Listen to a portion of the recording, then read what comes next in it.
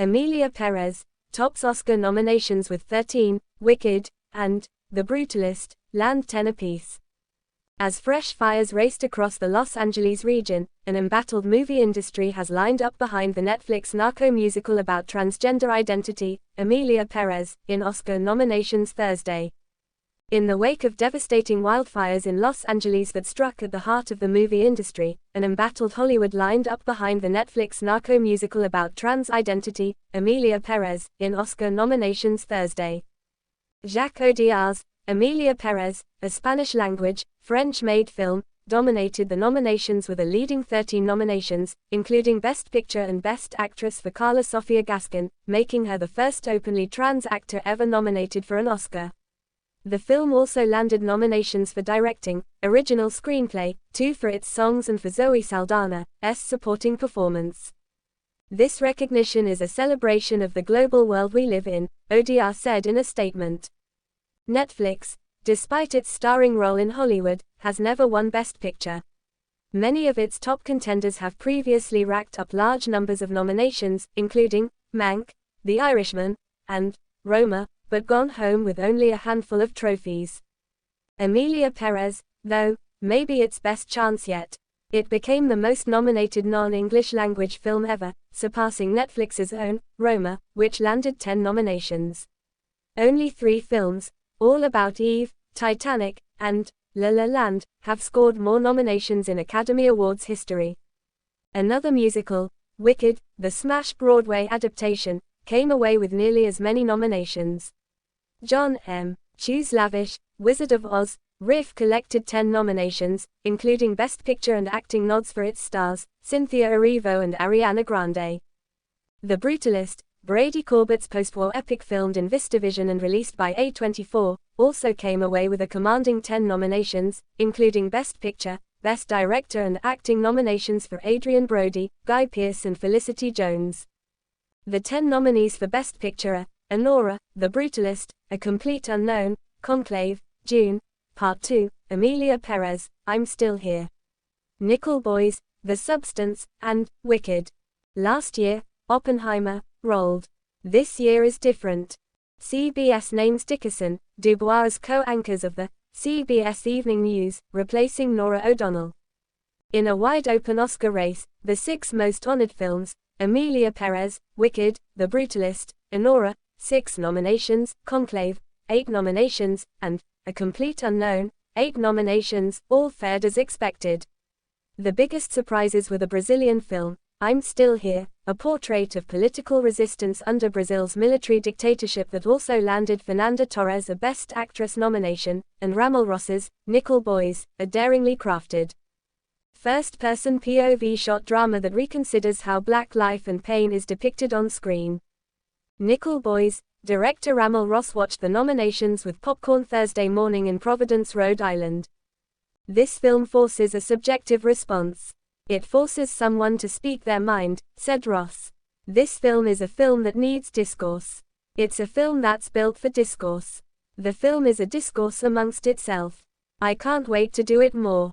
Those nominees likely displaced a few Best Picture possibilities in the prison drama, Sing Sing, the journalism thriller, September 5th, and the tender comedy, A Real Pain, though those films all landed nominations elsewhere. One of 2024's most audacious films, The Apprentice, landed a surprising pair of nominations, for Sebastian Stan and Jeremy Strong. The film dramatizes the formative years of President Donald Trump, Stan, in New York real estate under the tutelage of attorney Roy Cohn, Strong. Trump has called those involved with the film, human scum. He called us, human scum, and I actually feel afraid talking to you about that right now. And that is an alarming feeling to be having in this country in 2025, Strong said by phone Thursday from his home in Brooklyn. On a level of artistry, today, for me personally, is an incredible day and I feel very happy, Strong added of his first Oscar nomination. And I have complicated feelings about the character I played. It was the role of a lifetime and at the same time his legacy is real and it's playing out in situ in front of our eyes in very frightening ways. In the Best Actor category, where Stan and Brody were nominated, the other nominees were Timothée Chalamet, A Complete Unknown, Coleman Domingo, Sing Sing, and Ralph Fiennes, Conclave.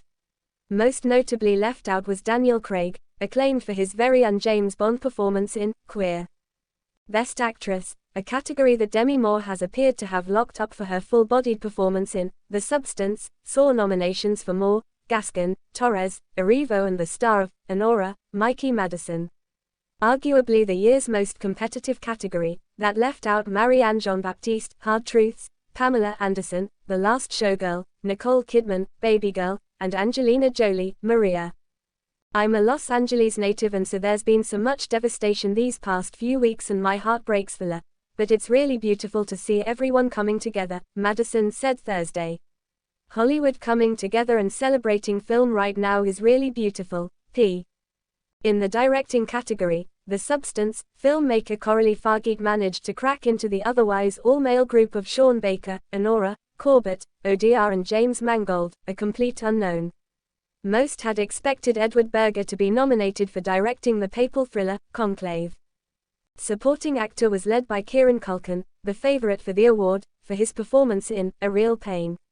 The other nominees were Yura Borisov, Honora, Guy Pearce, The Brutalist, Edward Norton, a complete unknown, and Strong.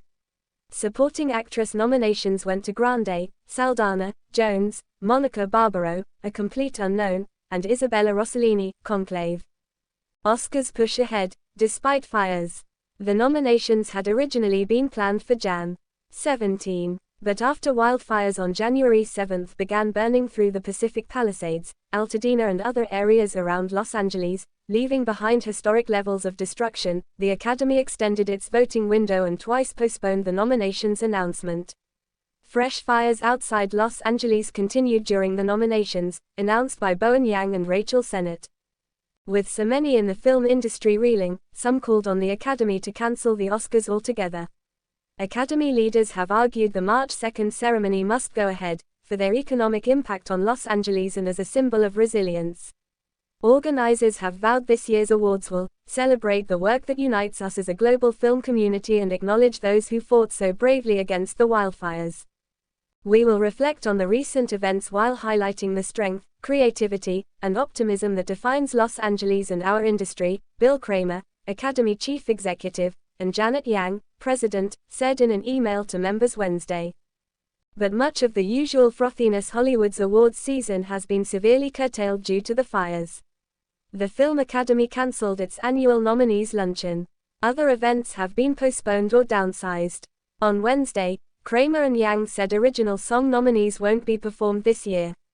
Conan O'Brien, whose Pacific Palisades home was spared by the fires, is hosting. Blockbusters, mostly, sit it out. The Oscar nominations followed an up-and-down year for Hollywood that saw expansive post-strike delays, wide swaths of unemployed workers due to an industry-wide production slowdown and the tragedy of the fires. Most humbling, perhaps, was the presidential election that returned Trump to office in a race where podcaster Joe Rogan seemed to hold more sway than all A-listers combined.